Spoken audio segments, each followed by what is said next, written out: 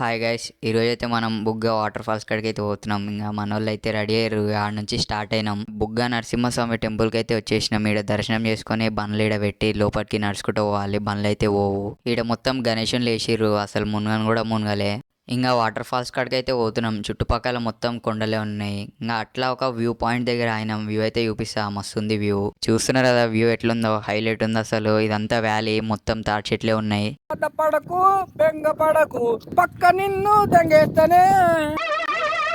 ఏంటి బాబా అన్న ఇంకోసారి అన్న పక్క నిన్ను దంగేస్తనే.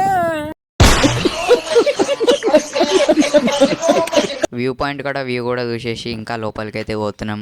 చూద్దాం మరి వాటర్ ఉన్నాయో లేవో. మా అన్న ఏడా అయినా సరే స్టెప్పులు వేస్తూనే ఉండు. ఫస్ట్ వచ్చేటప్పుడు మస్తు ఎగ్జైట్మెంట్ తోటి వచ్చినాం. కానీ ఈ రాళ్ళ గుట్టలలో 1 కిలోమీటర్ నడిచే వరకు సరిపోయింది. కానీ మస్తు అడ్వెంచర్గా ఉండే. ఇప్పుడు మేము నడిచే ప్లేస్ లో కూడా ఒకప్పుడు ఫుల్ వాటర్ పోతుండే, కానీ ఇప్పుడు లేవు.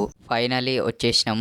ఇదే బుగ్గ వాటర్ ఫాల్స్. ఒకప్పుడు ఇదంతా వాటర్ పోతుండే, కానీ ఇప్పుడు ఈ ఒక్క ప్లేస్ లోనే వాటర్ అయితే పోతున్నాయి. ఇవి న్యాచురల్ స్ప్రింగ్ వాటర్. దీని స్టార్టింగ్ పాయింట్ ఎక్కడ ఉందో కూడా ఎవరికి తెలియదు. ఇంకా పైకి అయితే పోయినాం. పైనుంచి కూడా వ్యూ యూనికే మస్తు ఉంది. మనోళ్ళు దొరికిందే ఛాన్స్ అని చెప్పి ఫొటోస్ అయితే దిగుతురు. ఆ డెడికేషన్ చూడు, పండుకొని మరీ దించుతుండు ఫొటోస్ దిగినాక ఒక మంచి రాయి అయితే చూసుకొని ఇంకా మేము ఫుడ్ అయితే తెచ్చుకోలే. కురుకురేలు అవి తెచ్చుకున్నాం. ఇంకా అవే తిన్నాం. మీరు కూడా ఎప్పుడైనా వచ్చి విజిట్ చేయండి. ప్లేస్ మస్తు అంటే మస్తు ఉంటది, కానీ వాటర్ ఉన్నప్పుడు రండి. ఇక ఆ నుంచి ఇంటికి రిటర్న్ అయిపోయినాం.